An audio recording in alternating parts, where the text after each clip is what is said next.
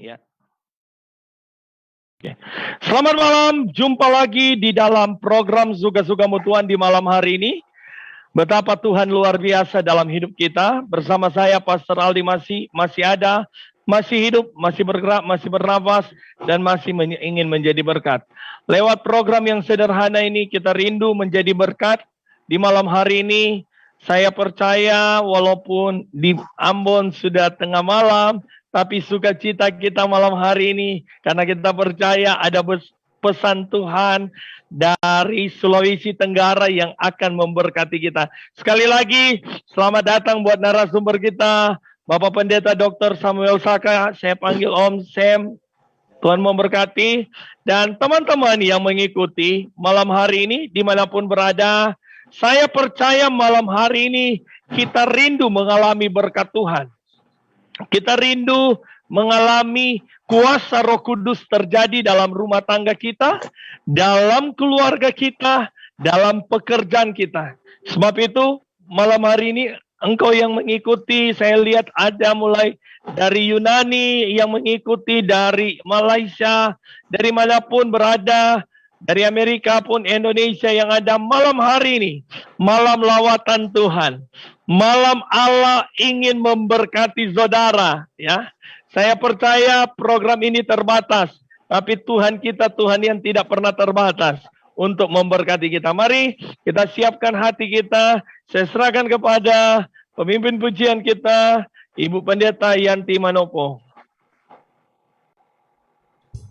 Haleluya. Kami bawa hidup kami Tuhan saat malam hari ini. Haleluya. Bawa hidupku sekarang ke tempat kudus-Mu Tuhan. Bawa hidupku sekarang ke tempat kudus-Mu Tuhan. Di mezbah-Mu ku serahkan seluruh hidupku. Penuhi hatiku, penuhi hatiku sekarang dengan urapan yang baru, agar aku lebih lagi mendengar suara-Mu. Sama-sama katakan, jadikan aku Tuhan, jadikan aku Tuhan. Haleluya. Rumah doa-Mu,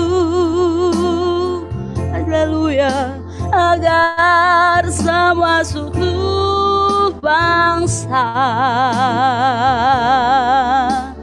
datang menyembah-Mu. Jadikan aku Tuhan, jadikan aku Tuhan. Haleluya. Rumah doa-Mu agar semua keluargaku, agar semua keluargaku datang menyembah-Mu. Lagi dari awal katakan pujian ini.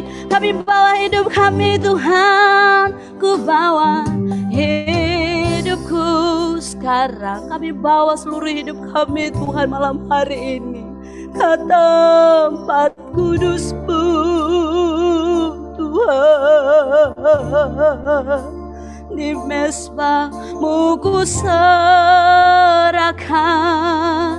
seluruh hidupku.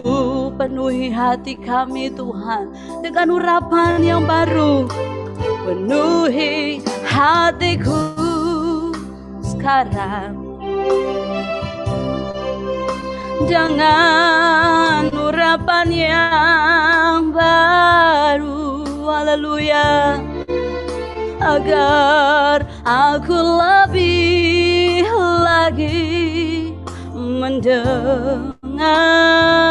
suaramu. Sama-sama katakan, jadikan aku Tuhan, jadikan aku Tuhan. Haleluya. Rumah doamu, amin, amin, amin Tuhan, agar semua suku bangsa datang menyembahmu. Jadikan aku Tuhan, jadikan aku Tuhan. Haleluya.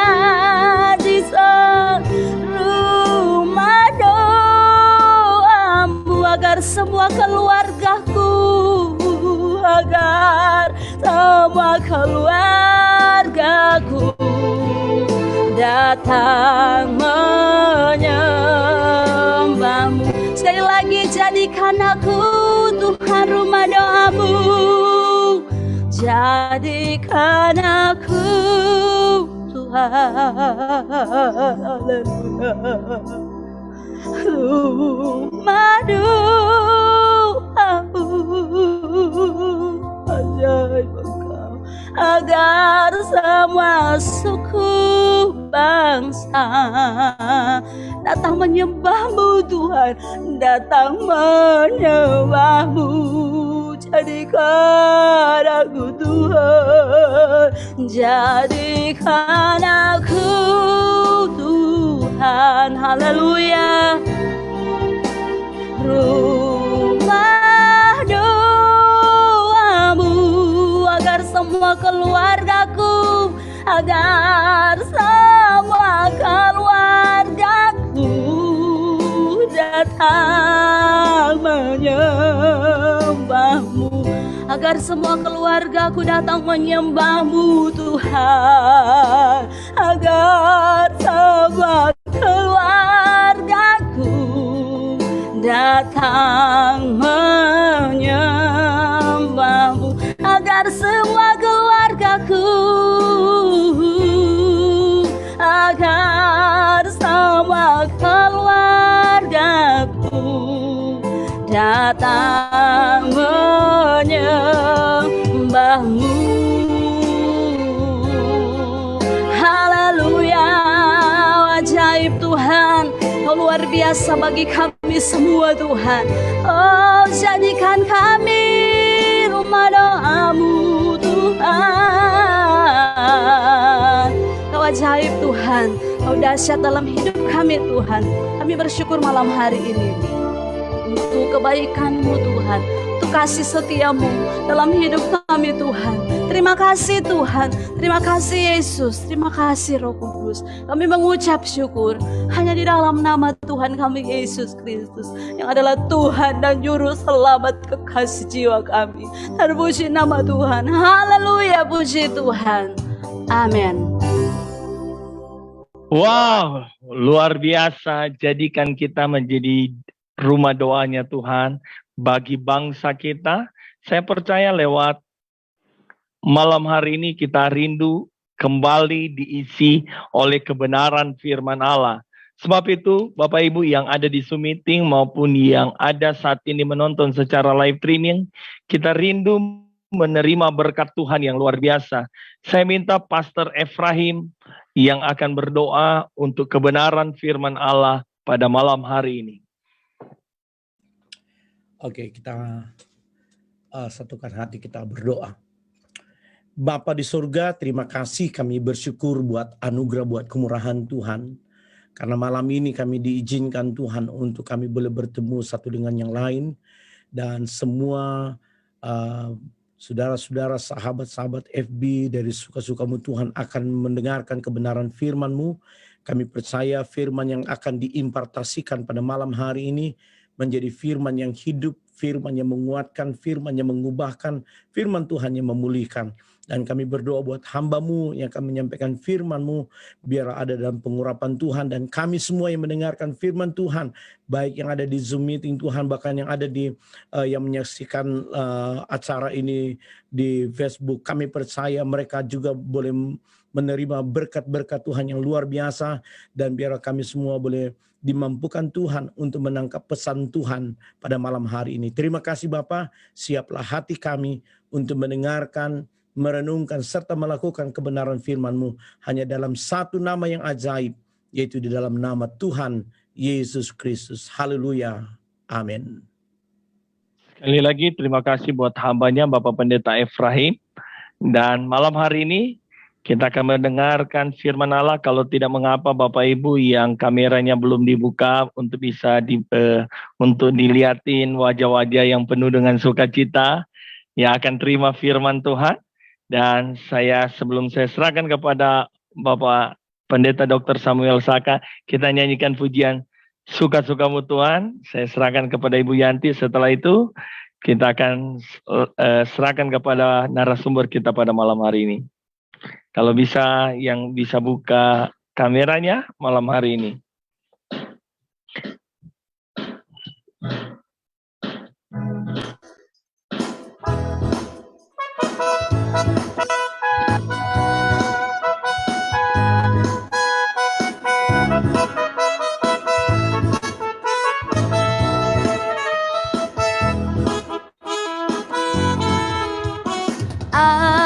Aku bersyukur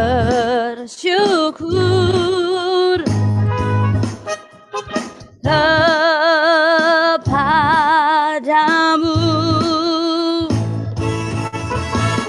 Allahku, Tuhanku, oleh karena kejadianku dahsyat dan ajaib. Ajaib apa yang kau lakukan, dan jiwaku benar-benar menyadarinya. Berbuatlah seperti apa yang kau mau, lakukanlah sesuai rencanaku. Jadilah seperti apa yang kau inginkan. Suka-sukamu Tuhan, suka-sukamu Tuhan, suka-sukamu Tuhan, suka-sukamu Tuhan, suka-sukamu Tuhan, suka-sukamu Tuhan.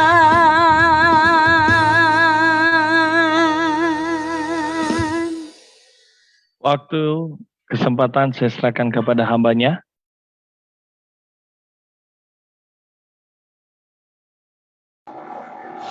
Haleluya, puji Tuhan.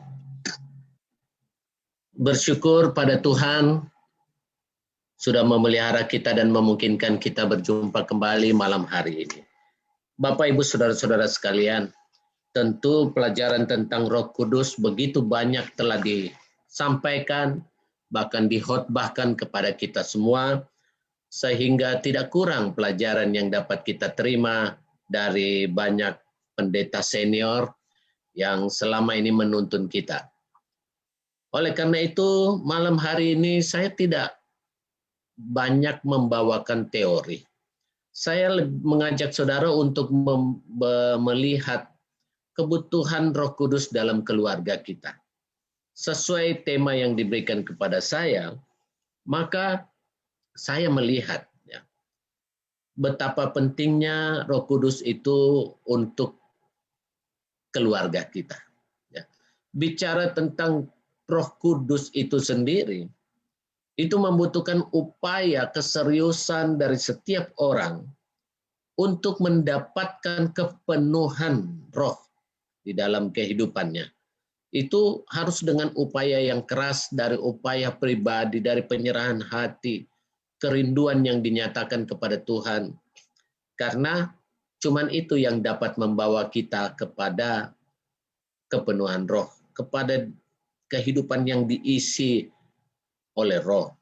Banyak kali orang menyamakan kepenuhan roh yang dengan salah satu tandanya saja, yaitu berbahasa roh. Sehingga kemudian akhirnya orang mulai mengajarkan bahasa roh. Maka setiap orang yang berbahasa roh itu dianggaplah dia sudah kepenuhan roh, kan begitu ya. Tapi kita tidak mau menghakimi, kita tidak mau menjudge orang-orang dengan pola pengertian yang berbeda dengan kita. It is all right. Kalau mereka berpikir seperti itu, mari kita yang penting memahami bahwa diisi oleh roh itu sangat penting untuk mempengaruhi seluruh tindakan kita, mempengaruhi seluruh tindak tanduk kita, agar supaya kehidupan ini berbeda dengan yang belum dipenuhi roh, kan begitu ya. Itulah manfaat atau tujuan kita berhubungan dengan Roh Kudus itu sendiri. Tentu kalau Tuhan berkata di dalam Yohanes 14 ayat 16, atau kita baca saja. Yohanes 14 ayat 16 saya jadikan ayat dasar kita malam hari ini untuk merenungkan firman Tuhan. Di sini dikatakan, aku akan minta kepada Bapa dan ia akan memberikan kepadamu seorang penolong yang lain, supaya ia menyertai kamu selama-lamanya. Nah, dikatakan begini, jadi saya membawa kita kepada pemahaman akan kebutuhan. Apakah salah ketika Yesus berkata dia akan mengirimkan penolong yang lain? Apakah kita pernah meminta penolong itu? Apakah kita, lebih gawat lagi, apakah kita membutuhkan penolong itu? Untuk apa dia kirim penolong? Kuasanya saja sudah luar biasa, ya. Bagi kita, kalau kita pahami kalimat ini, berarti ada sesuatu yang mungkin manusia tidak mampu gitu. Sehingga dirasa perlu oleh Tuhan Yesus bahwa kalau dia pergi akan ada penolong untuk menolong kita. Itu berarti standarnya manusia tidak punya kemampuan yang cukup untuk menolong dirinya sendiri. Manusia tidak punya kemampuan yang cukup untuk melakukan segala perintah Tuhan yang begitu banyak. Para pendeta sekalian yang ada hadir malam hari ini, kita tentu saat kita mengajar juga kepada jemaat tentang bagaimana isi firman Tuhan yang begitu banyak ini, rasa-rasanya kita sendiri juga tidak mampu ini kerjakan semua perintah Allah yang setebal ini. Pada beberapa tahun yang lalu ketika kami ngobrol-ngobrol bersama para pendeta dalam suatu kesempatan pertemuan, secara ngobrol-ngobrol kita berkata, apakah kita ini mampu ya? Kita ini sudah baca Alkitab berulang-ulang. Apakah kita sudah menjalankan semuanya? Rasanya masih banyak juga yang belum kita kerjakan. Apalagi tentang membuat kehidupan ini menjadi berkenan. Waduh, itu bukan sekedar kehendak diri. Ya, keinginan diri boleh ada. Sebuah komitmen boleh ada, tapi apakah manusia sanggup memenuhi komitmen itu? Manusia dengan penuh kelemahan-kelemahan dalam kehidupan ini, rasanya tidak akan sanggup memenuhi seluruh kehendak Allah. Rasanya tidak akan sanggup memenuhi, mengingat semua perintah-perintah dan kewajiban-kewajiban yang harus kita jalankan. Oleh karena itu, di dalam Yohanes pasal 14 itu, kita melihat bahwa Yesus tidak pernah salah. Allah tidak pernah salah membimbing sejak zaman perjanjian lama sampai perjanjian baru. Kalau apa yang dikatakannya pastilah itu sebuah kebenaran. Sehingga kalau dia berkata dia akan mengirimkan Roh Kudus kepada kita, maka Roh itu adalah penolong yang akan menolong kita melakukan. Karena melakukan itu yang susah. Melakukan itu yang susah. Begitu banyak keinginan daging yang ada di dalam kehidupan. Begitu banyak hal yang membuat kita ya mungkin saat terlihat dari luar, terlihat secara sempurna.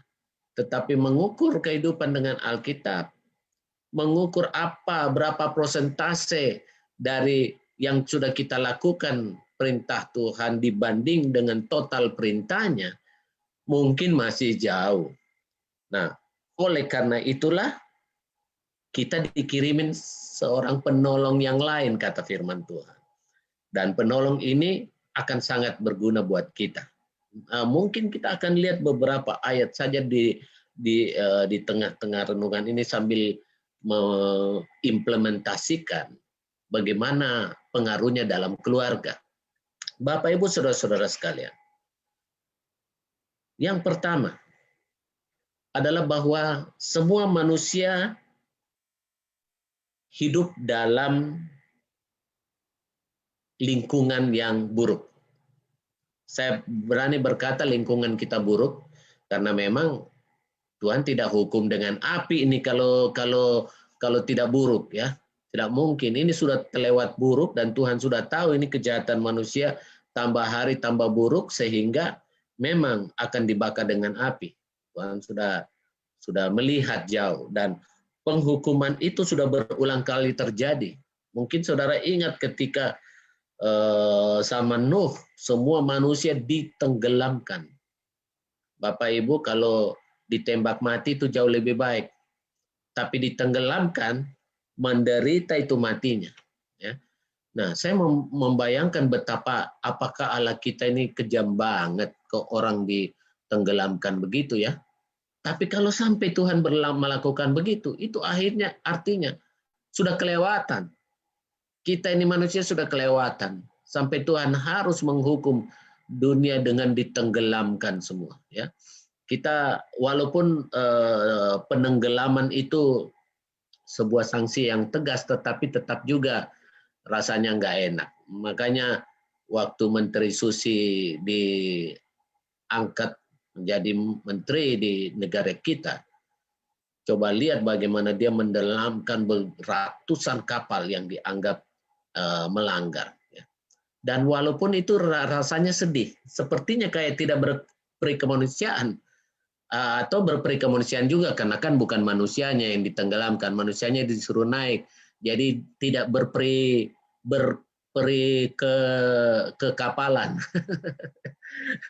Kapalnya yang ditenggelamkan. Nah, bayangkan ketika Nuh itu orang ditenggelamkan.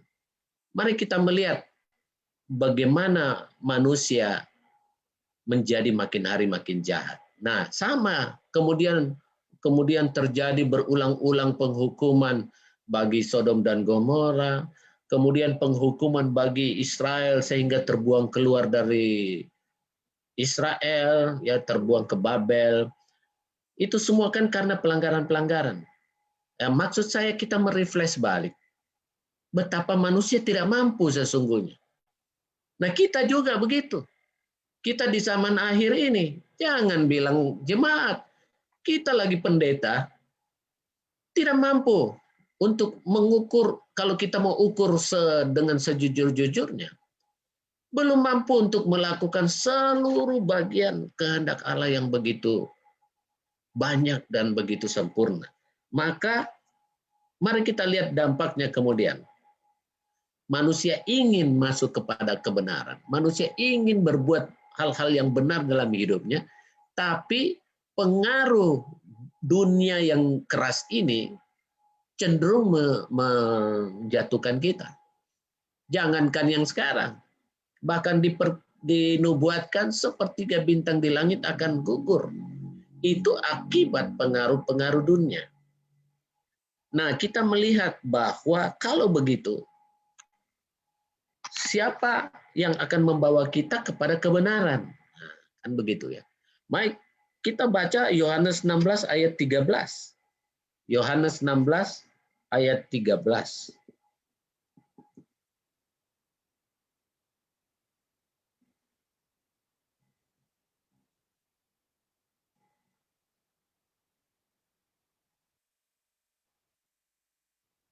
Di situ dikatakan, tetapi apabila ia datang, yaitu roh kebenaran, ia akan memimpin kamu ke dalam seluruh kebenaran. Cukup sampai di situ kita baca. Inilah yang akan menolong kita. Niat boleh jadi ada penuh dalam kepala kita untuk jadi orang benar. Semua pelayan-pelayan gereja, semua pendeta punya keinginan yang sama untuk dihantar, untuk menjadi orang benar, sebab menurut ukuran Alkitab, kata Alkitab, hanya orang benar yang akan melihat surga. Hanya orang benar yang akan membawa kita menjadi orang-orang yang akan mengikuti pesta pernikahan anak domba Allah. Kebenaran yang standar menurut ukuran Alkitab, bukan kebenaran manusia. Kebenaran manusia dikatakan hanya seperti kain kotor aja. Kita sudah rasa putih, padahal masih jauh dari putih yang sebenarnya. Nah, dengan demikian bagian yang pertama ini adalah bahwa manusia tidak dapat membawa dirinya kepada kebenaran meskipun mau. Kita terlalu lemah. Ya. Anda boleh mengukur diri sendiri, Anda boleh mengingat masa lampau diri sendiri. Ketika kita, siapa sih yang mau sengaja berbuat kejahatan? Ada kawan saya, seorang preman Jakarta, mengatakan, dia pengen mau jadi yang baik. Dia bahkan ingin, dia sudah sadar bahwa dirinya preman, dia tidak ingin anaknya seperti dia. Itu berarti di dalam dirinya ada secercah kebenaran yang menyatakan bahwa kita ini semua mau jadi orang benar. Tetapi dia sudah terjebak dalam perilaku yang tidak benar dan susah untuk kembali. Dia mau kembali, susah untuk memenuhinya. Jadi ketika manusia pengen menjadi orang benar, belum tentu bisa. Karena dirinya sendiri lemah, terlalu lemah untuk membawa dirinya kepada kebenaran. Maka firman Tuhan berkata, dialah yang dikirim Tuhan ini akan membawa kita ke dalam seluruh kebenaran. Hanya dengan Roh Kudus kita dapat menjadi orang benar. Biar lagi orang yang pernah sudah dipimpin, dipenuhi oleh Roh Kudus, tapi kalau dia tidak mempertahankan kehidupannya benar, tentu saja dia harus mulai dari nol lagi. Roh Kudus tidak bisa disimpan sebagai cadangan dan dipanggil kalau diperlukan. Begitu hari ini kita bertobat, kita minta Roh Kudus, dia sudah ada, datang lagi. Roh Kudus pun adalah sebuah pribadi yang punya kehendak, ya, sehingga ya bukan berarti kapan saja kita butuh dia datang enak, baru selesai bikin kejahatan mau manggil datang, ya. Dia adalah pelengkap dari kehidupan manusia untuk mengantar kita kepada kebenaran. Nah, itu bagian yang pertama, bahwa kita tidak bisa menjadi orang benar dengan kemampuan sendiri. Menjadi orang baik mungkin banyak yang bisa, tetapi itu tidak akan membawa status kita menjadi benar. Itu hanya akan membawa status baik dan barangkali juga baik hanya di mata manusia. Kembali ke pernyataan Tuhan bahwa kebenaran kita itu ya seperti kain kotor. Tidak ada arti apa-apa. Kalaupun kita baik, ya baik juga ada mungkin karena ada maunya. Kita baik sama orang mungkin karena ada tujuannya. Banyak orang baik yang banyak orang yang menjadi baik saat dia mau maju menjadi caleg, ya. Banyak orang yang menjadi baik ketika dia mau menjadi seorang pemimpin, tetapi dalam perjalanannya dia berubah menjadi seseorang yang kurang baik. Itu bagian yang pertama. Lalu kita melihat fenomena yang kedua. Ketika kita sudah menyadari, ya, ketika kita sudah menyadari bahwa kita bertobat, kita melepaskan seluruh kelakuan-kelakuan yang kurang baik, kita kemudian memberi komitmen, membuat satu komitmen penting. Tuhan, saya mau berubah. Tetapi kenyataannya kita tidak berubah juga. Ada situasi-situasi yang membuat manusia sulit berubah, walaupun dia mau. Gitu. Ya, tapi kita serukan orang berubah. Dan siapapun juga orang harus merubah dirinya. Dan perubahan itu tidak akan terjadi. Artinya begini, perubahan bukanlah suatu perubahan sampai betul-betul terjadi perubahan itu. Jadi perubahan dari manusia lama menjadi manusia baru disebut benar-benar perubahan ketika dia sudah menunjukkan perubahannya itu sendiri. Ketika dia sudah menunjukkan tindakannya untuk berubah, dan semua orang mau berubah. Ada satu kata bijak yang berkata begini, perubahan itu harus muncul dari atas. Kalau tidak, maka akan terjadi revolusi dari bawah. Perubahan harus dimulai dari atas, dari orang-orang yang memimpin. Mungkinkah itu Anda sebagai pemimpin perusahaan? Mungkin Anda sebagai pemimpin gereja, mungkin Anda bahkan sebagai pemimpin keluarga doang. Tapi apapun itu, perubahan-perubahan yang diinginkan untuk dilihat oleh anggota keluarga kita harus dimulai dari kita. Setiap orang dalam sebuah keluarga harus memulai perubahan itu, jangan minta orang berubah dulu. Ini kaitannya dengan keluarga. Kalau kita minta orang berubah dulu, kita nunggu.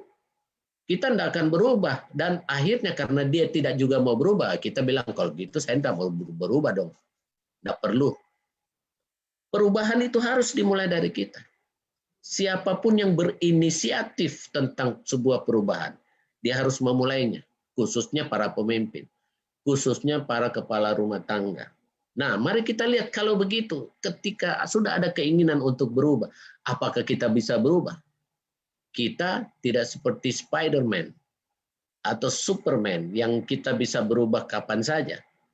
Mari kita lihat Titus pasal 3 ayat 5, di bagian yang kedua ini, dikatakan, pada waktu itu dia telah menyelamatkan kita bukan karena perbuatan baik yang telah kita lakukan, tetapi karena rahmat-Nya oleh pemandian kelahiran kembali dan oleh pembaharuan yang dikerjakan oleh Roh Kudus. Pembaharuan itu dikerjakan oleh Roh Kudus. Waduh, saya berpikir lagi. Berarti manusia ini kelewat lemah ya. Tidak ada kekuatan kita sama sekali. Kita hanya diminta untuk berinisiatif. Kita hanya diminta untuk memberi komitmen, memberi janji, menyatakan sesuatu kepada Allah. Oleh karena itu kan di dalam kelemahan-kelemahan kita kan Tuhan berkata, marilah kepadaku, hai kamu yang letih, lelah, dan bertanggungan berat. Kenapa harus datang? Karena Tuhan yang memindahkan beban itu. Firman Tuhan tidak menggambarkan bahwa ya kita sanggup melepaskan keletihan kita atau beban kita. Tanggungan yang berat itu bukan kita yang mampu lepaskan, sebab dia akan makin hari mengikat, makin mengikat. Prinsipnya segala sesuatu di dunia ini sifatnya harus makin mengikat. Maka yang lepaskan itu Tuhan.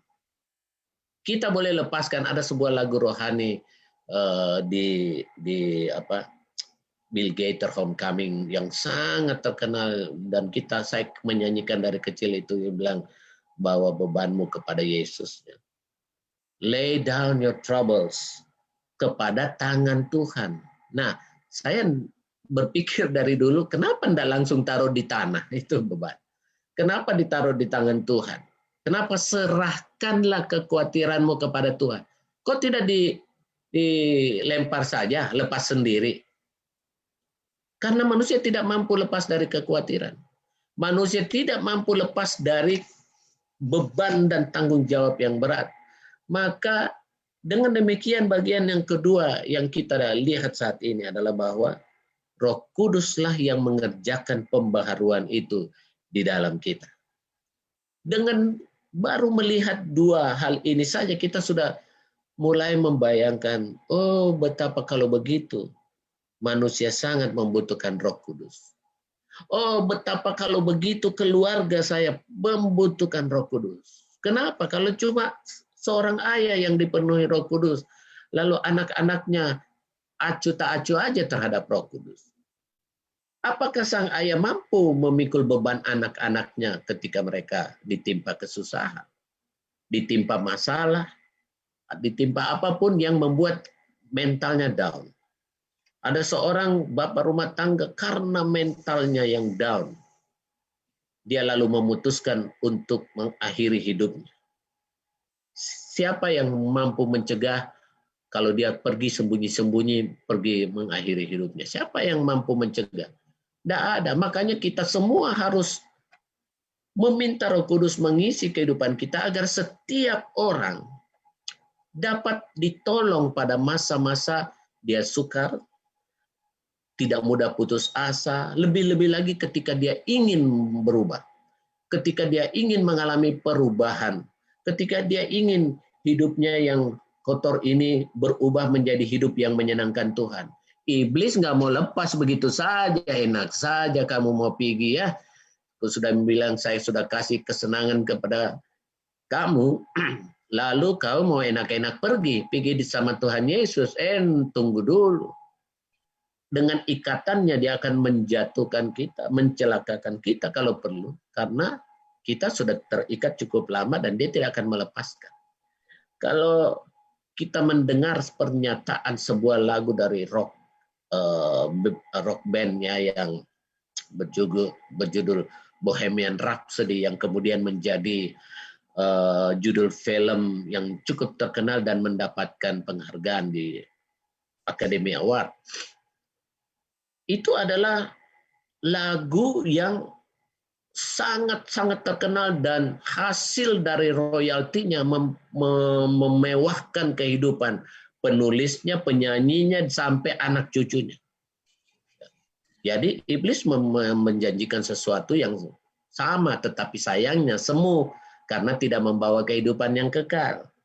Nah, Yesus berkata bahwa Roh Kudus akan mengerjakan pembaharuan itu dalam hidup kita. Ini yang paling penting. Maka keinginanku, komitmenku untuk berubah menjadi terpenuhi karena Yesus menolong aku untuk berubah.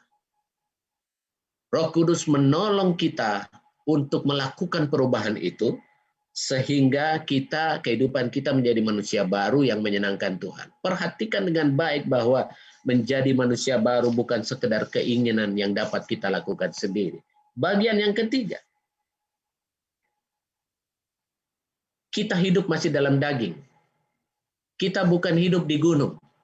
Orang kalau tidak mau melakukan kesalahan, orang takut melakukan dosa, takut mengeluarkan perkataan-perkataan yang kotor, takut marah, mudah marah, dan sebagainya. Hidup jadi gunung. Bertapalah di puncak gunung, agar supaya tidak ada yang ganggu kamu. Tidak ada juga kamu menyakiti orang. Tidak demikian.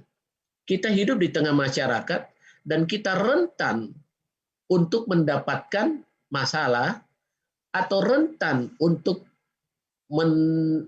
menimbulkan emosi kita. Sehingga kita mudah melakukan apa saja. Nah, ini yang kita sebut sebagai hidup dalam daging. Orang mencelakakan kita atau orang memfitnah kita, kita enggak. Itu rasanya sulit untuk mengatakan, oh enggak apa-apa bro, tenang saja, iya mulut. Tapi di hati, waduh, tunggu ngana ya, ada waktunya. Atau ada juga orang yang bilang begini, oh enggak usah, biar aja Pak Pendeta. Biar jangan, saya enggak mau balas, biar Tuhan yang balas. Waduh, artinya sama, artinya mengharapkan pembalasan. Ya, kita kalau mau yang fairnya, kita enggak bisa bilang nanti Tuhan yang balas. Saya berkata gitu ya. Kita harus bilang semoga Tuhan mengampuni dia, semoga Tuhan tidak membalas. Nah, itu yang benar gitu. Nah, maksud saya bagian ketiga ini, kita hidup dalam daging. Apa yang akan membuat kita bisa melewati semua masalah dengan baik adalah Roh Kudus itu sendiri, yang penolong yang diberikan itu. Kita baca Roma pasal 8 ayat 13. Roma pasal 8 ayat 13 berkata begini, sebab jika kamu hidup menurut daging, kamu akan mati. Tetapi jika oleh roh kamu mematikan perbuatan-perbuatan tubuhmu, kamu akan hidup. Jadi latar belakang kemampuan untuk mematikan perbuatan tubuh atau perbuatan daging itu adalah roh. Hidup oleh roh, roh huruf besar, hidup oleh roh itu akan membuat kita mampu mematikan perbuatan daging. Saya selama menjalani pelayanan dalam pemulihan keluarga, khususnya juga pemulihan pria, banyak yang bersaksi kepada saya tentang bagaimana mereka berusaha untuk menghindari. Mereka berusaha untuk mematikan perbuatan. Kalau menurut bahasa Alkitab, kita pakai bahasa Alkitab. Mereka berusaha untuk mematikan perbuatan-perbuatan tubuh, perbuatan daging. Tapi nggak bisa. Berat, Pak Pendeta. Saya bilang, jangankan kamu. Pendeta saja belum tentu mampu mematikan perbuatan daging. Masalahnya begini, kita mau menyerahkan hidup kita kepada roh Allah, dipimpin oleh roh Allah atau enggak? Ada satu perwira militer, dia pangkatnya kapten. Seorang kapten angkatan darat. Datang kepada saya. Saya lagi duduk gitu, dia datang kepada saya setelah saya membawakan sebuah sesi. Yang mengejutkan saya adalah bahwa dia datang berlutut peluk kaki saya. Loh, saya bilang ini apa-apaan ini, jangan-jangan mungkin masalah besar atau mungkin ada kesalahan yang dia lakukan kepada saya, kok kaki saya yang dipeluk. Atau lebih gawat lagi kalau dia salah memberhalakan atau menganggap saya manusia sempurna. Kenapa dia datang tunduk kepada saya? Peluk kaki saya, kepalanya ditaruh di lutut. Terus saya bilang, Pak, mari duduk ngobrol. Kita bicara. Dia bilang, tidak Pak Pendeta, biarlah saya di sini, saya duduk saja di bawah. Karena saya mau menyampaikan sesuatu. Oke, bagaimana? Terus dia bilang begini, Pak Pendeta tolong berikan saya solusi. Saya punya istri di rumah. Sudah tua dan sakit. Jadi sudah jelas ya pokok permasalahannya. Sudah tua dan sakit. Oh ya, lalu problemnya? Saya sudah mulai berpikir berarti jangan-jangan dia mau kawin lagi nih. Ternyata dia bilang begini. Saya bukan mau kawin lagi, Pak Pendeta. Tapi saya punya selingkuhan. Aduh, sama saja itu selingkuhan. Lalu bagaimana tentang itu? Dia bilang, itu masalahnya Pak Pendeta. Karena bukan cuma satu. Ya, tambah gawat. Rupanya selingkuhannya 2. Dan itu belum segawat itu. Lalu saya bilang, bagaimana? 2 ini, kamu ini cari masalah.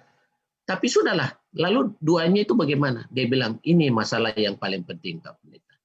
Dua-duanya minta kawin. Nah, sudah saya bilang, habis kamu. Lalu, nah ini mereka mendesak Pak Pendeta. Kalau sampai saya tidak memenuhi permintaan mereka, mereka akan lapor ke bos saya. Nah kalau lapor ke komandan ya pastilah dipecat. Itu sudah pasti karena tidak menjadi panutan masyarakat. Lalu sekarang apa ya? Makanya itu Pak Pendeta saya minta petunjuknya Pak Pendeta supaya bagaimana caranya melepaskan dengan baik. Aduh luar biasa. Saya bilang begini, tidak ada cara yang lebih baik yang bisa saya sarankan kepada Anda. Caranya untuk melepaskan adalah tinggalkan mereka sekarang juga. Loh, Pak Pendeta itu bukan jalan keluar. Kalau mereka lapor bagaimana? Saya bilang, terima. Terima itu kalau kamu harus dipecat. Terima itu kalau memang itu konsekuensinya. Karena itu kamu yang buat. Tidak ada cara lain. Justru kejantananmu harus dibuktikan dengan kalau kamu memang mau mengikuti firman Tuhan. Mau menjadi orang yang benar, mau menyenangkan hati Tuhan. Mau berubah. Tinggalkan sekarang juga dan terima konsekuensinya. Tuhan pasti menolong kamu.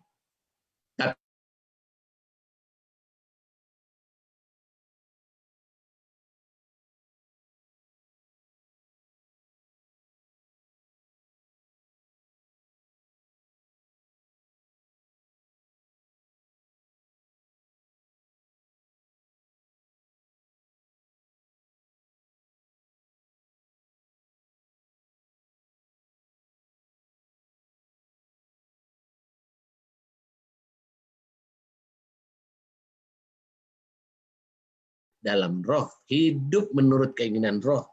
Roh itu akan membantu kita. Jadi bukan begini, siapa yang mau hidup dalam roh, dia harus matikan keinginan daging dulu. Bukan begitu, cara. Berarti kita seakan-akan berpuasa dong untuk hidup kudus tanpa bantuan roh. Nanti roh menjadi pelengkap. Oh, tidak juga. Niat, langkah. Tetapi Roh Kuduslah yang akan membantu kita mematikan. Baca baik-baik. Firman Tuhan berkata begitu. Jadi bagian ketiga ini adalah bahwa setiap kita harus berusaha dengan Roh Kudus, minta Tuhan, Tuhan kuasai aku yang hina ini. Kita sejak percaya, kita kan sudah mengimani Tuhan Yesus menolong kita. Iya ya, kita percaya bahwa ketika kita menerima iman kepada Tuhan Yesus Kristus, ketika kita percaya kepada Dia, kita sudah dimeteraikan oleh Roh. Artinya kita diberi license, diberi surat, diberi SK untuk mulai hidup baru. Tetapi license itu harus dipelihara, jangan dilanggar. Maka makin hari rekor kita makin bagus. Nah, kehidupan Kristen yang dimeteraikan oleh Roh Kudus ketika kita percaya. Atau ketika kita menerima Tuhan Yesus sebagai Tuhan dan Juru Selamat kita, saat itu kita dimeteraikan. Kita harus mulai jalan dan minta Tuhan, jangan cuma meteraikan aku. Penuhilah aku dengan Roh Kudus-Mu. Itu Roh Kuduslah yang akan membantu kita, memampukan kita mematikan perbuatan daging. Perhatikan baik Bapak Ibu Saudara-saudara sekalian. Bukan keinginan kita semata yang akan membuat kita menjadi manusia sempurna, menjadi manusia baru, tetapi dari Roh Kudus. Oleh karena itu setiap orang dalam keluarga inilah makanya mengapa kita perlu Tuhan. Kita perlu Roh Kudus penuhi kita. Supaya kita dituntun dalam langkah-langkah kita. Supaya kita makin mengerti kehendak Allah. Maka kita mampu mematikan perbuatan daging. Kapan mematikan itu? Ketika kita mau berbuat sesuatu, kita jadi teringat firman Tuhan. Kita jadi teringat. Itu Roh sedang mengingatkan kita, jangan. Dia akan membantu kita untuk membatalkan perbuatan daging, untuk mematikan keinginan-keinginan tubuh. Bapak, Ibu, Saudara-saudara sekalian, dengan demikian, Roh Kudus berperan penting, besar banget peranannya di dalam kehidupan kita. Ya, minimum satu lagi ya.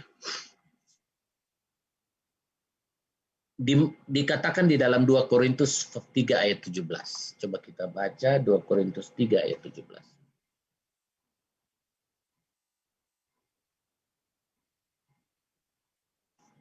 Di situ dikatakan, sebab Tuhan adalah roh, dan di mana ada roh Allah, di situ ada kemerdekaan. Dan kita semua mencerminkan kemuliaan Tuhan dengan muka yang tidak berselubung. Dan karena kemuliaan itu datangnya dari Tuhan yang adalah roh, maka kita diubah menjadi serupa dengan gambarnya dalam kemuliaan yang semakin besar. Bapak Ibu, inilah final destination. Bahwa kita ingin diubah untuk memiliki tubuh kemuliaan. Ya. Jadi begini, dia adalah roh, dan di mana ada roh Allah, di situ ada kemerdekaan. Maka semua belenggu yang pernah mengikat kita hanya dapat dilepaskan dengan roh Allah. Sebab di mana ada roh Allah, di situ ada kemerdekaan. Tadi kita boleh berkata, kita ingin berubah, kita ingin menyenangkan Tuhan, kita ingin jadi manusia baru. Semuanya itu poin 1, poin 2, poin 3 tidak dapat dikerjakan kecuali ada Roh Kudus membantu kita. Itulah sebabnya kita berdoa terus minta agar Roh Kudus membaharui kita, agar Roh Kudus membantu kita mematikan perbuatan-perbuatan tubuh. Nah, sekarang puncaknya bahwa di dunia ini, bahkan di dalam kehidupan yang kekal pun, ya, untuk mencapai kehidupan kekal kita harus dimerdekakan. Kristus telah memerdekakan kita, iya pasti sudah benar. Tetapi begini, di mana ada roh, di situ ada di mana ada roh Allah, di situ ada kemerdekaan. Berarti begini, kemerdekaan yang hakiki itu ada dan kita akan alami ketika kita berpadu dengan roh Allah. Roh Kudus ini akan memberikan kita kemerdekaan yang sejati. Dan dikatakan bahwa kita baru bisa mencerminkan kemuliaan Tuhan. Kalau kita, saya dari masih mahasiswa sering menggunakan sebuah ayat yang menjadi patokan saya dulu, yaitu kita menjadi surat yang terbuka. Jadi di situ pengertiannya adalah bahwa kita ini semua harus menjadi surat yang terbuka yang mencerminkan kemuliaan Allah, karena orang akan melihat kita. Tetapi itu hanya sebuah pengertian dasar. Untuk menjadi surat terbuka kita mampu nggak? That is the main problem. Kita pengen menjadi surat yang terbuka, kita pengen mencerminkan kemuliaan Allah, tetapi firman Tuhan bilang kita harus betul-betul dimerdekakan oleh roh Allah. Supaya kita mencerminkan kemuliaan Allah, baru kita menjadi surat yang terbuka. Yang orang lihat kemuliaan Allah ada di dalamnya. Orang lihat perbuatan baik kita, dia melihat Allah ada di dalamnya. Tapi apakah kalau kita bilang ada orang-orang lain, orang Kristen, orang non-Kristen yang melakukan perbuatan baik, apakah itu cukup bagi iman Kristen? Pernyataan ini belum cukup. Tetapi Allah, Tuhan Yesus yang kemudian mengirimkan Roh Kudusnya kepada kita, itulah yang akan benar-benar memerdekakan kita. Lalu kita akan mencerminkan kemuliaan Tuhan. Bapak Ibu, tanpa saya menunggu jawaban Bapak Ibu, kalau saya bertanya kepada Bapak Ibu, tentulah semua berkata, aku ingin mencerminkan kemuliaan Tuhan. Aku ingin orang lain melihat hidupku, lalu mereka diberkati, kan begitu. Aku ingin orang mendengar perkataanku dan mereka diberkati. Itu pasti keinginan kita semua. Tapi mampukah kita tanpa bantuan Roh Kudus? Dikatakan Roh Allah akan memerdekakan, dan dialah akibat kemerdekaan itu kita akan menjadi orang-orang yang mencerminkan kemuliaan Tuhan dengan muka yang tidak berselubung.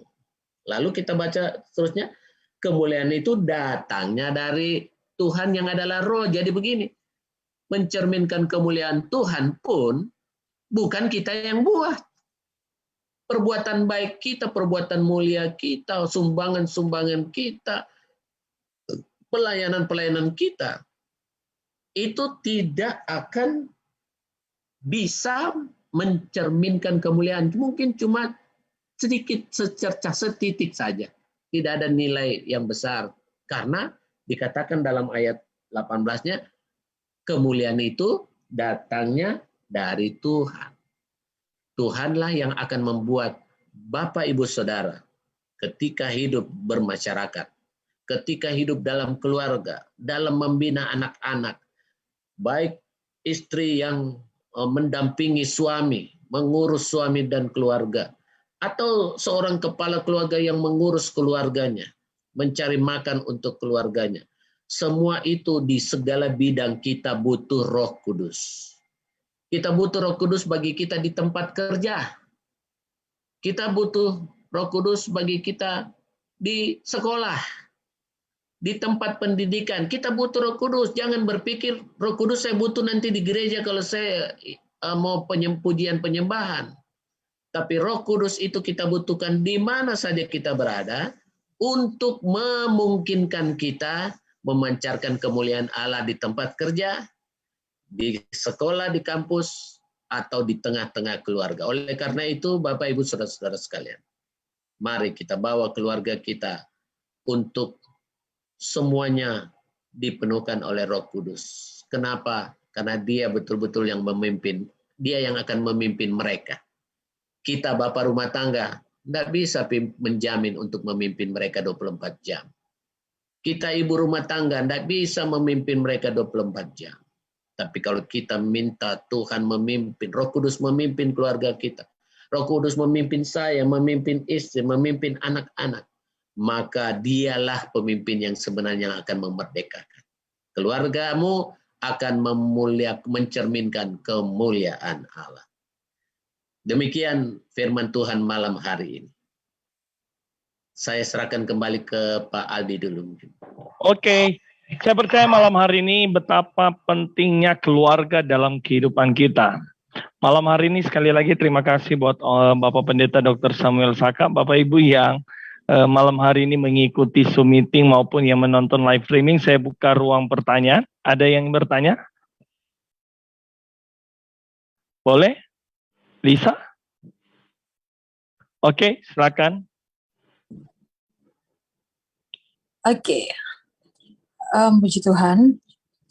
Mengenai Roh Kudus ya, jadi begini, ini pertanyaannya adalah perbuatan apa yang dikatakan kita mendukakan Roh Kudus?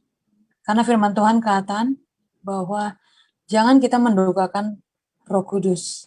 Jadi perbuatan apa yang dikatakan kita mendukakan Roh Kudus? Itu saja. Tuhan memberkati. Baik, puji Tuhan. Terima kasih Ibu Priscilla Kiling ya. Baik Tuhan. Belum Ibu, Pak. Oh, masih Nona, luar biasa. Puji Tuhan. Ya, Nona Priscilla.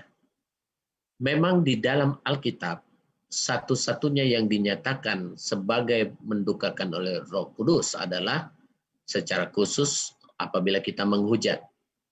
Dan menghujat itu adalah bentuk dari ketidakpercayaan akan kemampuan Roh Kudus melakukan pengaruh dalam kehidupan kita. Perhatikan baik. Kata menghujat bukan saja berarti kita mengeluarkan sebuah perkataan negatif, menghina begitu.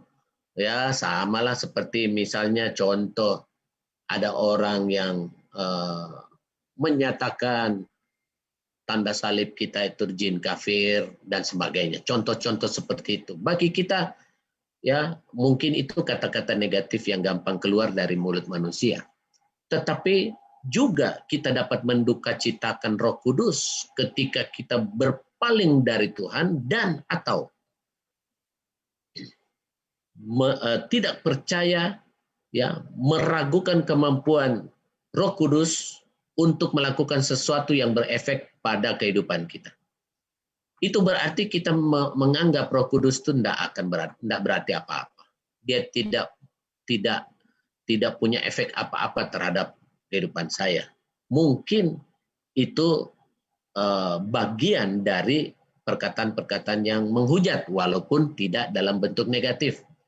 Selain itu, ketika orang yang sudah kehidupannya sudah matang, sudah rohani, boleh tanda kutip sudah rohani, sudah dipenuhi oleh Roh Kudus, kemudian mengundurkan diri dan meninggalkan Tuhan. Roh Kudus adalah sebuah pribadi yang punya perasaan dan kehendak.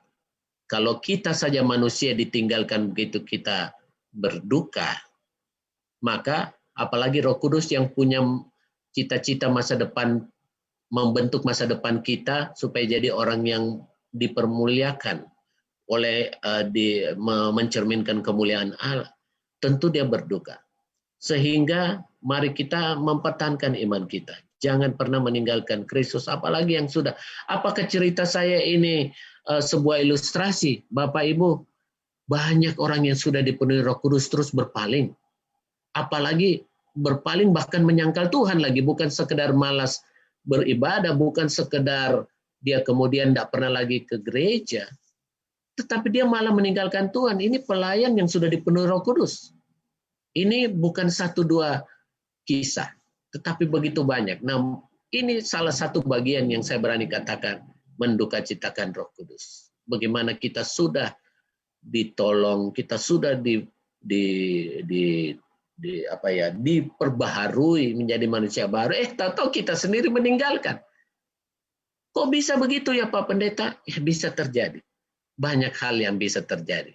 Mungkin itu sebuah kesulitan ekonomi, mungkin itu sebuah keputusasaan akibat sebuah sakit yang berkepanjangan. Manusia bisa berbalik mulut. Jadi perkataan menghujat Roh Kudus itu juga bisa terjadi, bayangkan ya. Jadi apa yang kita khawatirkan adalah bahwa kita semua bisa saja kecenderungannya sebagai manusia bisa saja melakukan itu. Tapi kita berdoa semoga Tuhan tolong kita semua. Janganlah kita mendukakan Roh, sebab kalau sudah Roh Kudus yang kita dukakan, kita mau apa lagi? Sudah tidak ada penolong berikutnya ini. sudah itu saja yang dapat menolong kita. Saya kira gitu ya. Oke, ada lagi. Ini ada pertanyaan lewat WA. Gini Om, ini ada seorang ibu, ternyata dia belum menikah tapi sudah hamil. Ini berbicara tentang keluarga. Ternyata laki-laki itu sudah punya suami, sedangkan perempuan ini sudah hamil dan akan melahirkan. Apa yang harus dilakukan dalam keluarga? Sedangkan perempuan yang istri dari suami ini katanya sudah selingkuh dengan orang lain. Gimana dengan ibu ini? Apakah yang harus dia lakukan tentang keluarga? Tunggu, kita jernihkan dulu pokok persoalannya. Tadi dikatakan dia sudah hamil, dia sudah menikah atau belum maksudnya? Belum, Om. Belum menikah. Belum. Ya, sudah sarapan dulu. Dan lalu calon suaminya berarti belum suami dong ya? Calon suaminya ternyata punya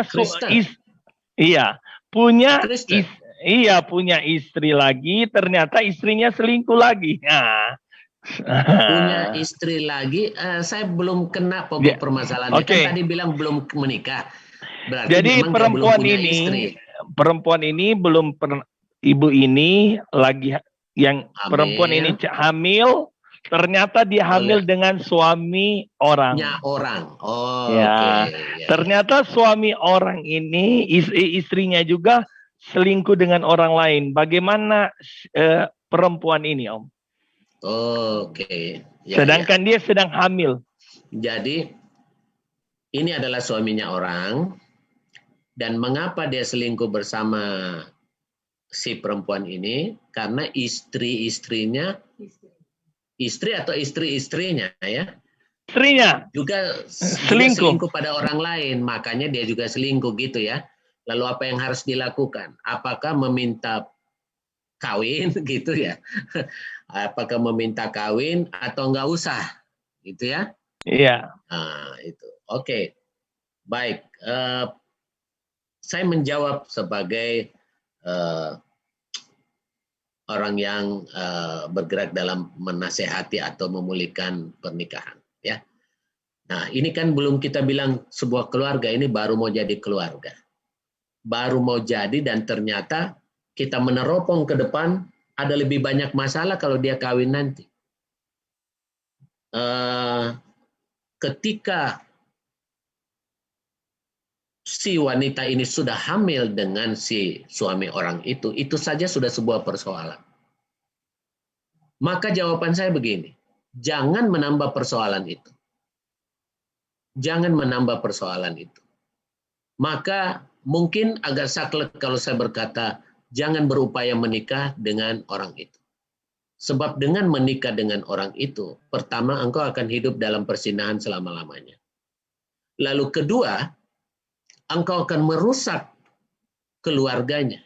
Yang mungkin istrinya juga, ya mungkin juga ini cuma keterangan semu atau hoaks yang diciptakan oleh si suami itu. Bahwa aduh saya mau sama kau karena istriku itu selingkuh. Mungkin itu cuma sebuah hoaks untuk menciptakan rayuan maut bagi si wanita ini. Maka begini, kalau kita sudah tahu bahwa dia punya itikat yang tidak baik dengan berselingkuh dengan si wanita tersebut, maka kita menikah dengan dia pun bisa terjadi perselingkuhan berikutnya. Karena dia tidak terbukti memiliki kesetiaan. Jadi kembali ke pokok persoalan tadi, jangan menambah persoalan.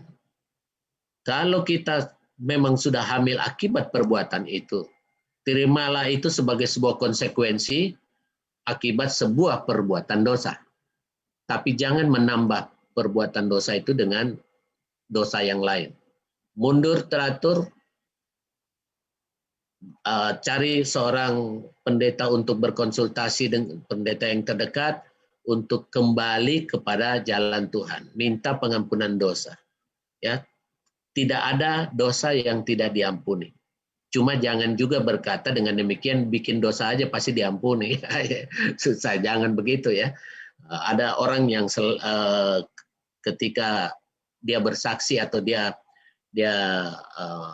ngomong dengan kami, dia berkata, meskipun saya tidak setia, meskipun saya banyak dosa, tetapi Tuhan selalu setia mengampuni aku. Oh iya, Brur, 1-2 kali boleh begitu, Brur.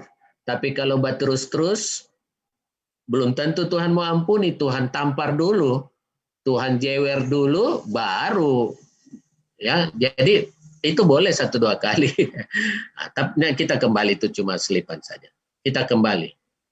Si wanita ini dalam kasus ini jangan menikah, jangan cari atau paksa untuk menikah dengan, sebab itu akan menimbulkan persoalan baru dan kita akan hidup, kalau Alkitab bilang kita bersalah terus seumur hidup kita.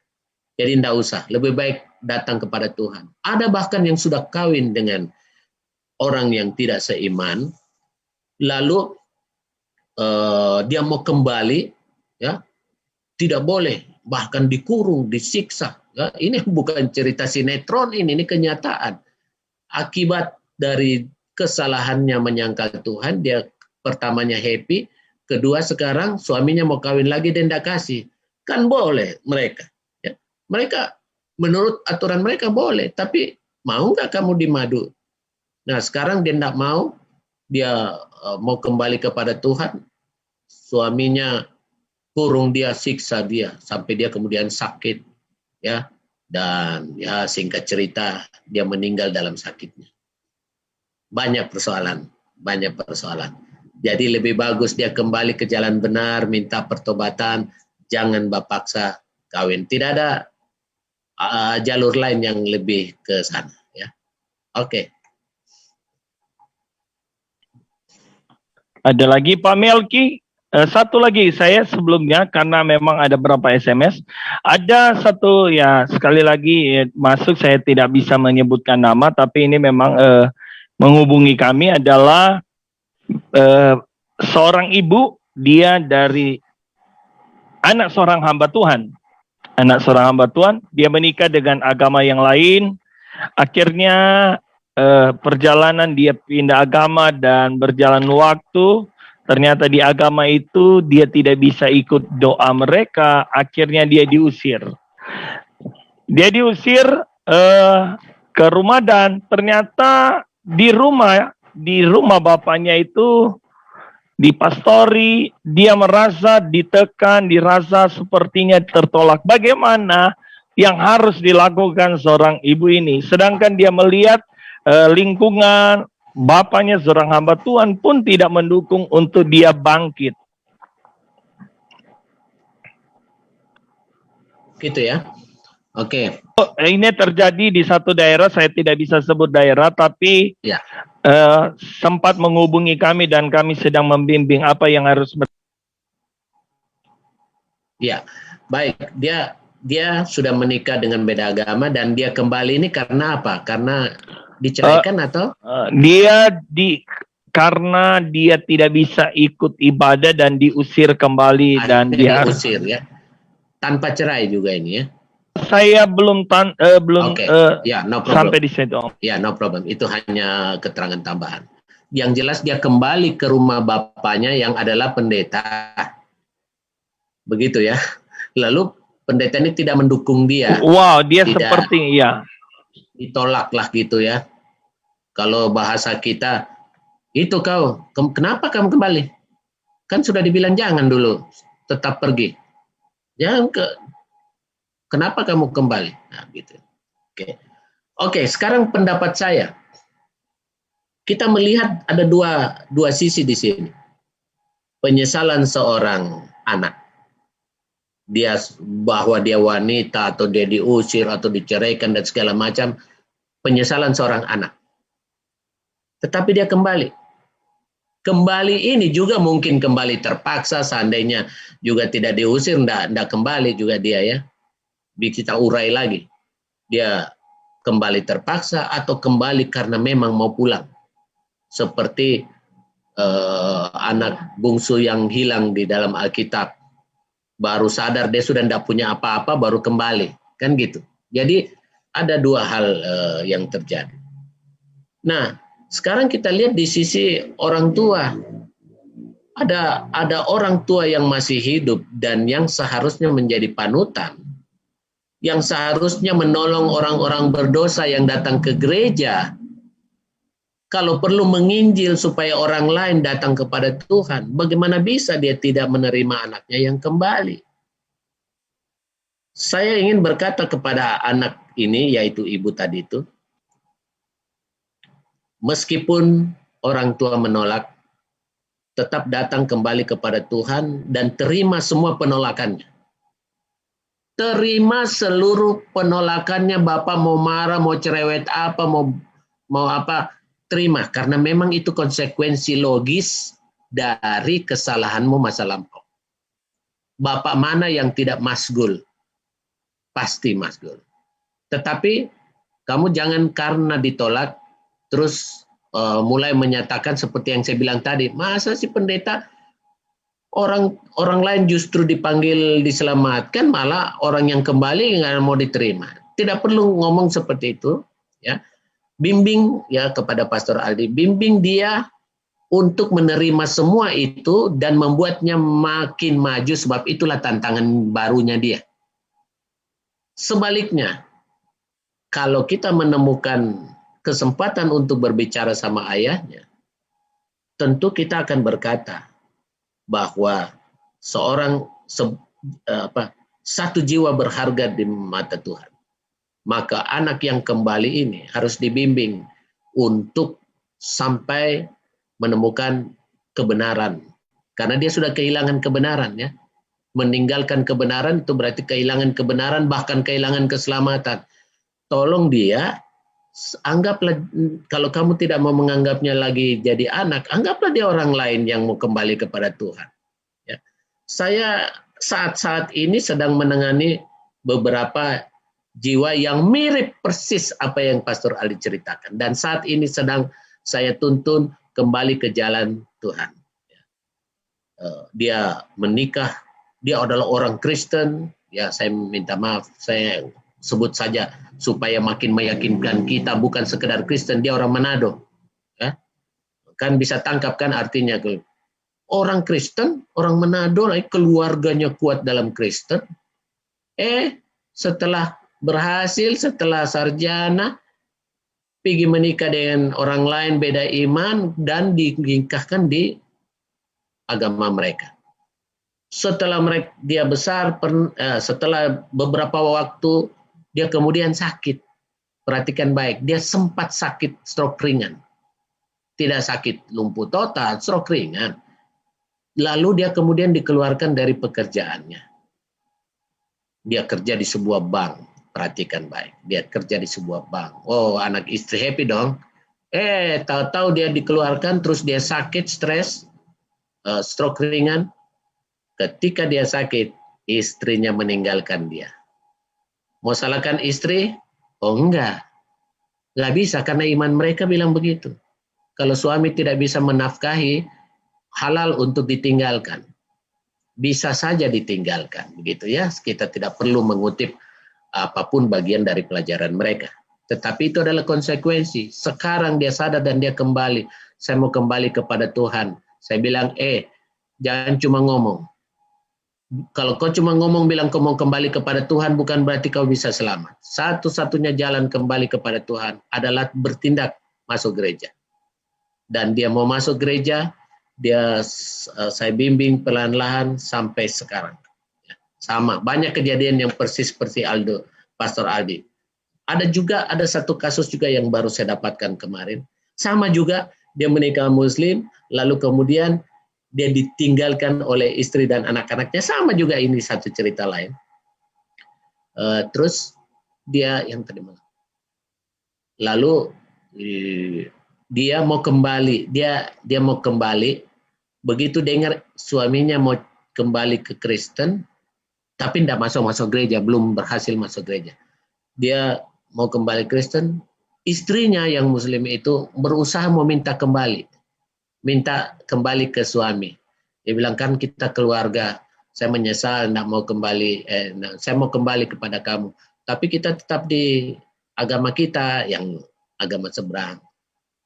Bayangkan. Nah, sekarang misi saya, karena dia ada di Kendari, misi saya adalah bagaimana orang ini dapat ditarik kembali kepada juru selamat.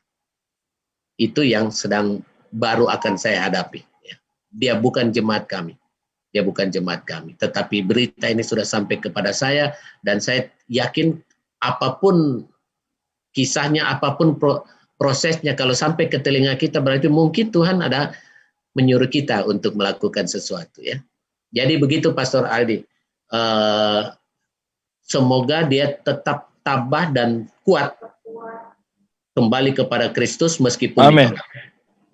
Ya, memang benar Om, sempat ya puji Tuhan hari ini beberapa minggu lalu kalau tidak salah beliau mengikuti lewat Facebook malam hari ini, dan sempat ingin membunuh diri, mengakhiri hidup, tapi puji Tuhan lewat beberapa kali kami, istri saya membimbing, dan puji Tuhan menguatkan dia. Memang merasa tertolak, bahwa dia merasa bahwa dia seorang anak hamba Tuhan, dan akhirnya dia kembali ke rumah, tidak ada seperti tadi. Tapi puji Tuhan dia mulai kuat, dan kita berdoa supaya Tuhan memberikan jalan keluar yang terbaik, ya.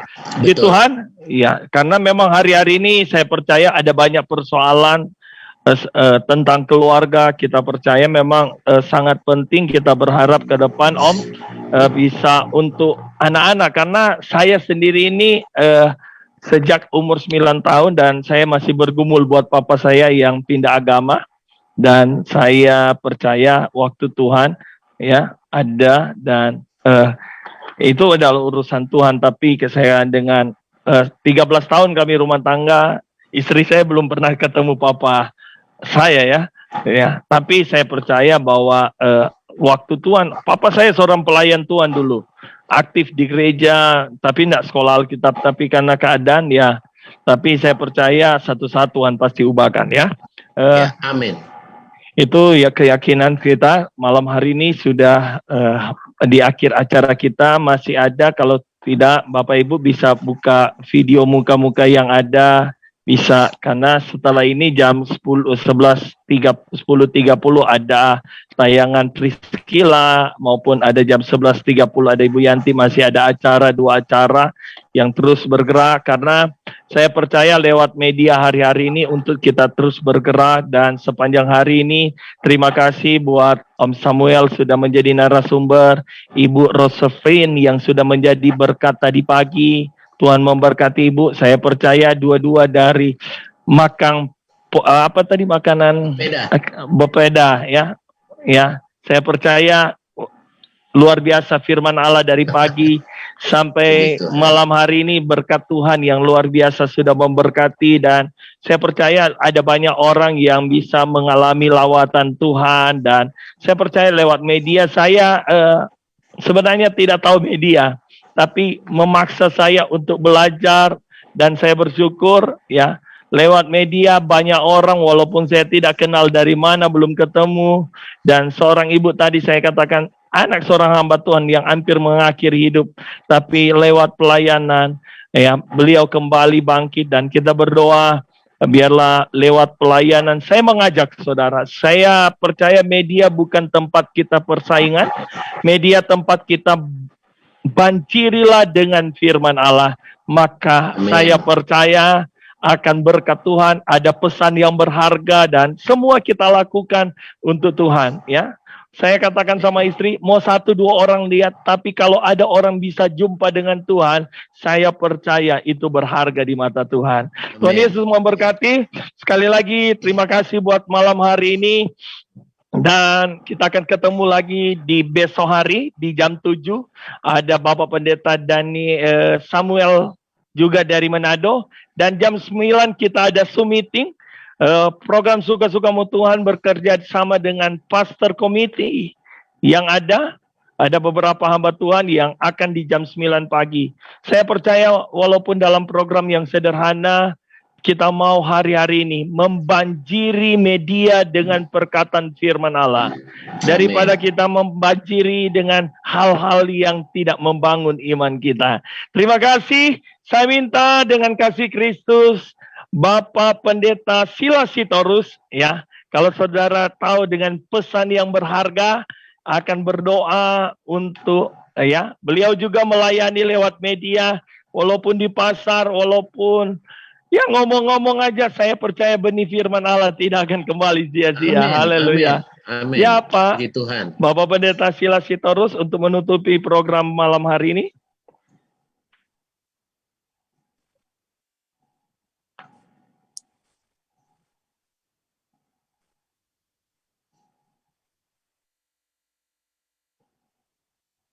Pak.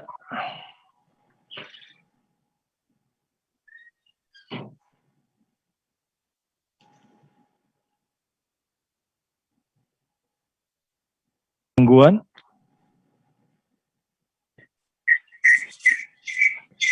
Oke. Ya, mari kita berdiri dan berdoa. Bapak Surgawi, terpujilah Engkau atas segala kasih, anugerah yang Kau datangkan dalam hidup kami, sehingga pada saat malam hari ini kami boleh mengikuti meeting Zoom Tuhan, di mana kami sudah mendengarkan firman-Mu dan bimbingan dari firman Tuhan sampai ke hamba-Mu, Pendeta Samuel. Tuhan, saat ini kami boleh dikuatkan sebagai hamba-Mu. Kami boleh lagi semakin diperhatikan akan setiap problema yang ada, terlebih di tengah keluarga yang ada Tuhan. Sebab itu tolong kami sehingga setiap firman yang sudah kami dengar pada malam hari ini bisa boleh tolong kami semakin cakap di dalam pelayanan Tuhan. Dan kami berdoa buat kamu yang sudah menjadi sumber hari ini. Tuhan berkati dalam hidupnya, dalam keluarga, dalam pelayanan Tuhan.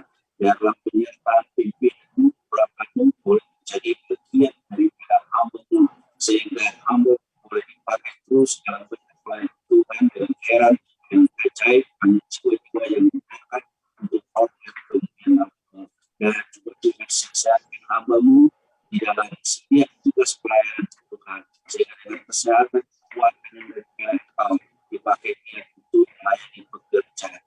Demikian juga kami saat ini yang ada di petunjuk Tuhan. Tuhan, Engkau menolong kami, baik kami sebagai hamba-Mu, baik sebagai jemaat Tuhan yang ada. Biarlah pimpinan Tuhan, serta Tuhan, dan sejahtera sukacita, dan biarlah Roh Kudus senantiasa mengawali, menyertai kami terus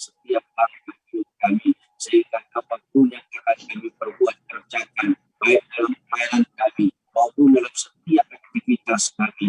Biarlah senantiasa kami boleh melihat pertolongan penyertaan Tuhan menjadi bagian kami. Kami berdoa juga yang menyaksikannya lewat FB Tuhan. Biarlah Tuhan menolong mereka setiap bertemu dan setiap masalah persoalan yang sedang mereka hadapi. Biarlah Tuhan menolong menjawab kami sebagai hamba-Mu terbatas Tuhan untuk mereka, tetapi tuntunan yang daripada Engkau, yaitu Roh Kudus Tuhan akan membawa mereka ke jalan yang benar dan hidup mereka boleh dipulihkan, hidup mereka boleh diberkati Tuhan. Setiap masalah-masalah pribadi, masalah keluarga, hubungan suami istri Tuhan yang ada, biarlah Tuhan kita menolong, Tuhan kita membela Tuhan, dan biarlah pemulihan yang terjadi dan kami melihat Tuhan setiap keluarga boleh diberkati, setiap pribadi-pribadi boleh diberkati, dan juga kami berdoa Tuhan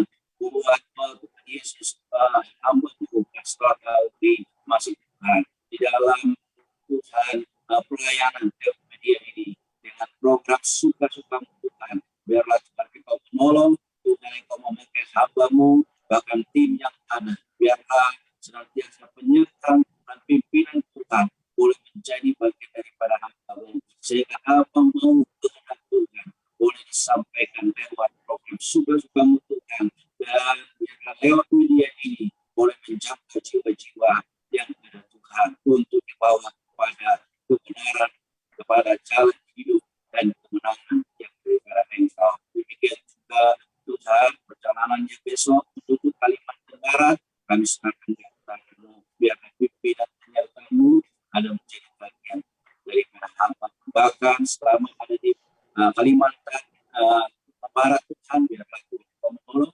semakin terus dalam pelayanan pekerjaan Tuhan yang ada. Terima kasih Bapak, terpujilah Engkau. Sebentar kami akan masuk dalam istirahat kami. Tuhan menolong menyertai kami dalam istirahat pikiran kami.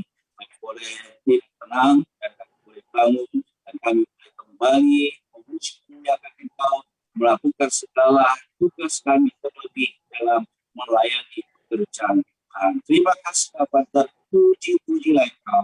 Bila menjadi doa kami akhiri rangkaian acara ini hanya di dalam berkat nama Tuhan Yesus Kristus kami berdoa. Haleluya. Amin. Amin. Tuhan, terima kasih dan Terima kasih. Tuhan Yesus memberkati semua. Sampai jumpa dalam program ini malam. Sekali lagi jam 10.30 ada Lisa dan jam 11.30 ada Ibu Yanti. Semua kita kerjakan untuk Tuhan. Tuhan Yesus memberkati. Selamat malam. Selamat